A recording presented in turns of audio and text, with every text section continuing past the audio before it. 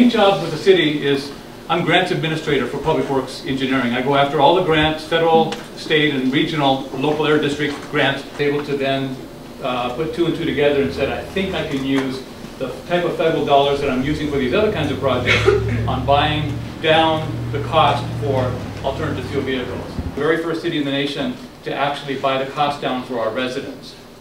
And we want to take it just one step further, not just our residents, but I didn't want to exclude our employees who were hearing about the program but didn't live in Vacaville.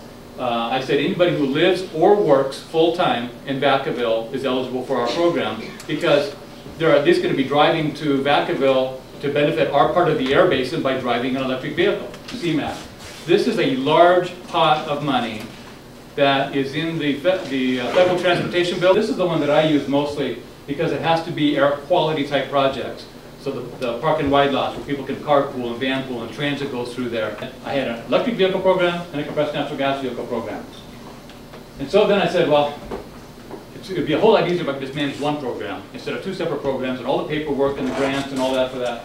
So I said, let's do an alternative fuel vehicle incentive program so that whatever product is available, whether it's all battery electric vehicles, whether it's dedicated compressed natural gas vehicles, then I'll be covered. I can move money around a whole lot easier than in between programs that are designated for certain types of vehicles.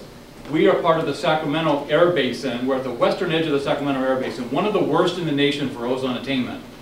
And so that's how come we're able to get so much of the CMAQ money, and so that we can use it for our particular part of the air basin. And they've continued to support us by providing the local match for the federal dollars. These CMAQ dollars require an 11.5% match from some other source. And so we were able to get the Yola Solano Air Quality Management District to provide that local match for us so that we didn't have to use a dime of city money at all. So altogether, I believe it's about $2 million over the last 10 years, to the tune of about $200,000 per year that we're using for this kind of alternative fuel vehicle incentive program.